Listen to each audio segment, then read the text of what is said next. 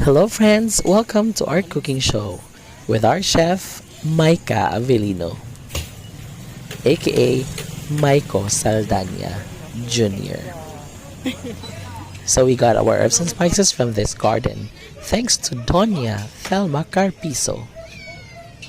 What? It was one fateful afternoon when we decided to satisfy our craving on, the Miki, the sauteed shrimp, the adobao. And since it's already very late and it's almost dinner, so we decided to mix everything all together.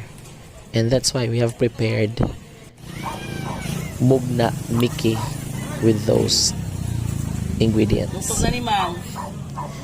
And so, this is it. It was also a celebration of the life of our dear friend who already joined our creator. So this is for him. Linda, we love you. This is for you.